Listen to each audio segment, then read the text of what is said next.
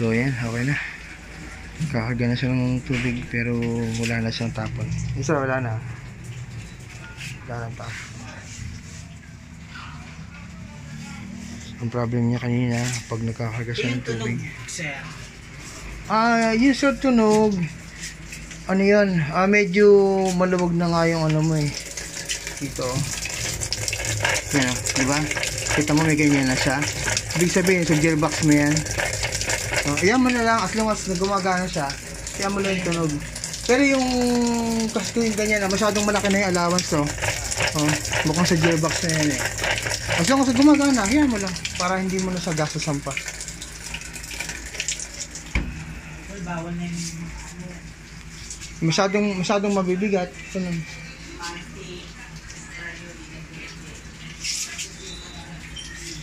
So dito kasi umorder si sir ng pulsator. Dapat ganun kalaki.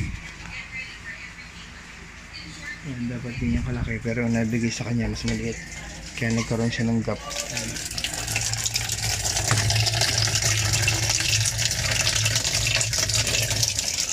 Kaya dyan ngayon pumapasok yung mga maliliit na nakakabara tulad ko. So yan, sa bra yan, extension ng bra. Yun yung bumara sa drain plug.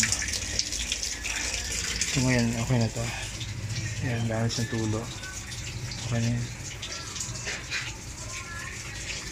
Mahalaga, magwawas siya. Kasi hindi ito nagawa ng unang technician na nag-try gumawa. So may unang technician na gumawa nito.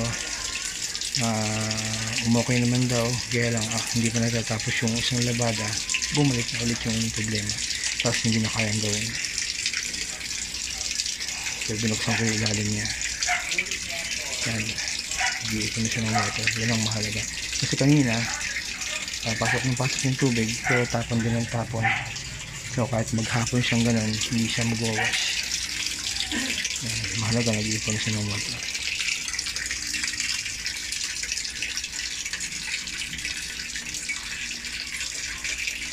So okay na ito ngayon.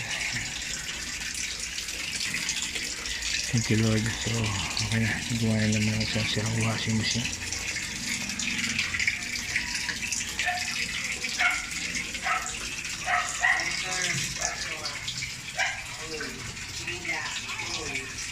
Dito sa Legion Subdivision, Imus, Cavite.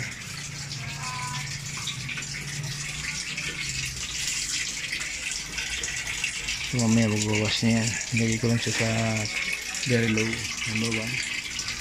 Magbawas na mamaya yan.